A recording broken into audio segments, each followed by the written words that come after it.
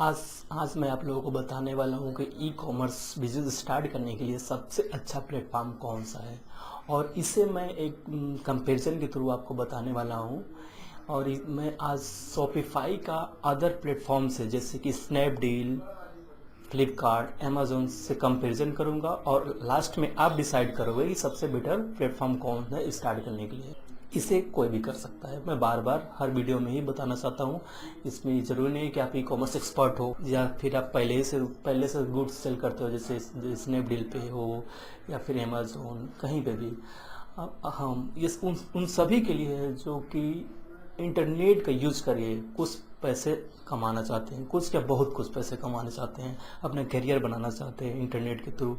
उन सभी के लिए ये वीडियो है, तो प्लीज़ इसे देखिए। और चलिए स्टार्ट करते हैं। पहला कंपैरिजन कैपिटल्स से रिलेटेड है, इस जिसमें फ्लिपकार्ट और अमेज़न में अगर आप बिज़नेस स्टार्ट करना चाहते हैं तो शुरू में स्टार्टिंग करने के लिए आपको कम से कम 20 से 30 हज़ार रुपये की ज़रूरत पड़ती है कि, और वो आपका फ़ंड भी ब्लॉक हो जाता है। लेकिन अगर आप शॉपिफाई का यूज करके कोई बिज़नेस स्टार्ट अगर आप शॉपिफाई का यूज करके अपना ई कॉमर्स बिज़नेस स्टार्ट करना चाहते हैं तो आपको कोई भी इनिशियल कैपिटल की ज़रूरत नहीं होती है।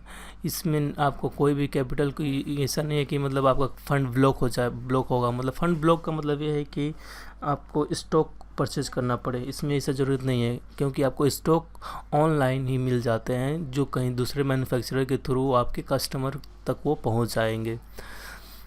और उसके बाद इन्वेंट्री प्रॉब्लम। तो शॉपिफाई कहीं में इन्वेंट्री प्रॉब्लम की कोई प्रॉब्लम नहीं होता है। लेकिन अगर आप फ्लिपकार्ट, अमेज़न या कहीं पे भी एज अ सेलर अपना बिजनेस स्टार्ट करते हैं ई कॉमर्स का, तो वहाँ पे आपको इन्वेंट्री की ज़रूरत पड़ेगी। इन्वेंट्री का मतलब है कि स्टॉक, मतलब कि सपोज कर लीजिए कि आप cell phone cases, mobile cover का आप बिजनेस स्टार्ट करना चाहते हैं तो आपको मोबाइल कवर के लिए स्टॉक अपने पास रखना होगा, मोबाइल कवर का स्टॉक रखना होगा आपको अपने पास में। लेकिन अगर आप ये शॉपिफाई के थ्रू करना चाहते हैं तो आपको कोई भी इन्वेंट्री का प्रॉब्लम नहीं होता है, ना ही कि उसको स्टोरेज करने की ज़रूरत है, ना ही उसको कुछ भी स्टोरेज, इन्वेंट्री या फिर कोई भी वेयर घर की ज़रूरत नहीं है कि हाँ भाई उसको रखना होगा और उसके बाद से वहाँ से पैक करना होगा, ऑर्डर आएगा तो फिर सेल करेंगे।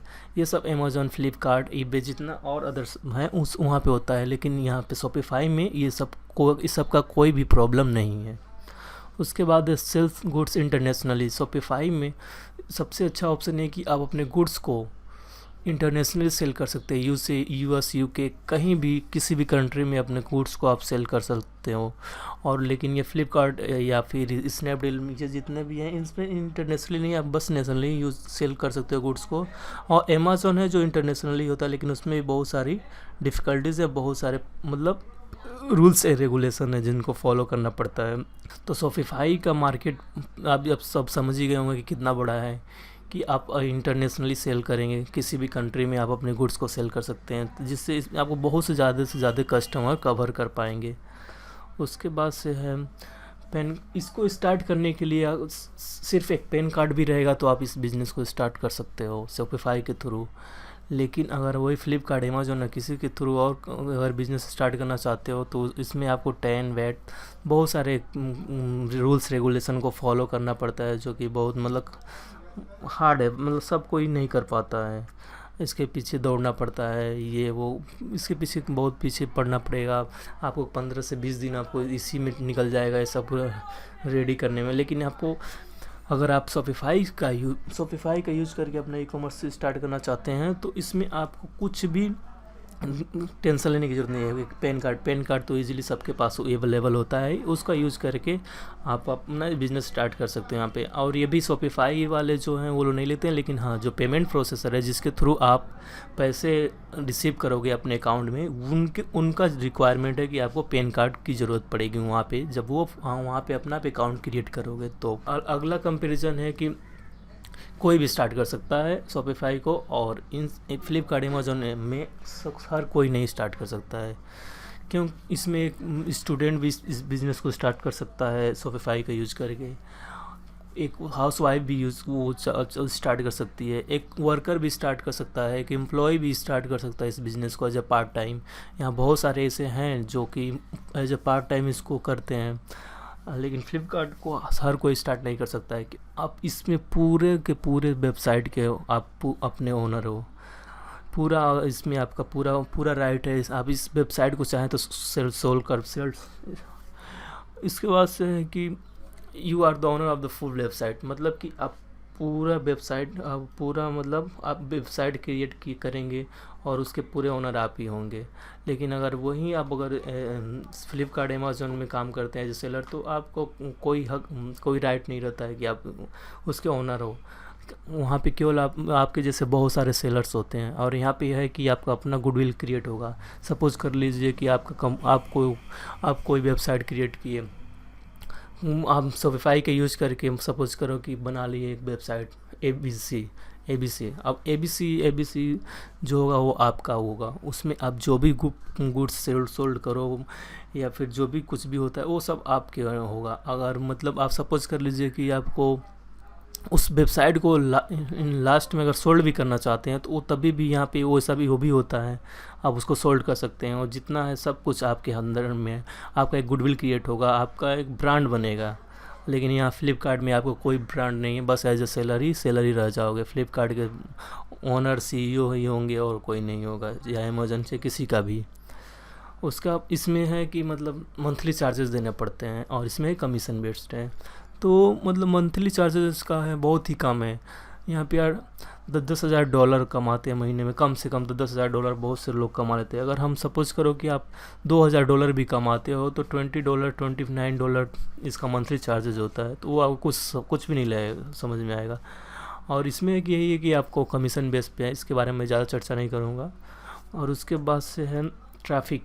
यहाँ पे यह है कि ट्रैफ़िक का प्रॉब्लम होता है। ट्रैफ़िक प्रॉब्लम मतलब कि कस्टमर, हाँ कस्टमर इसलिए कि कोई भी वेबसाइट अगर न्यू रहेगी तो उसके लिए अवेयरनेस फैलाना ज़रूरी होता है कि भाई ये वेब नया है, इसको बारे में आदमी जानेंगे तभी तो कस्टमर आएंगे। तो यहाँ पे यही होगा कि आप कोई भी चीज़ अपना न्यू बना रहे हो, अपना न्यू ब्रांड बना रहे हो, चाहे फ्लिपकार्ट हुआ चाहे अमेज़न हुआ, कोई नहीं शुरू में कोई तो वेबसाइट जो बनता है तो कोई नहीं जान जाता कि हाँ ये वेबसाइट आया है, चाहे ऐसा है वैसा है। तो उसके लिए कि आपका ब्रांड का अवेयरनेस फैलाना होगा, ट्रैफिक जनरेट करना होगा, यही इसमें मेन है। ट्रैफिक जनरेट करना होगा, ये 2 तरीके से होता है ट्रैफिक जनरेट कस्टमर को।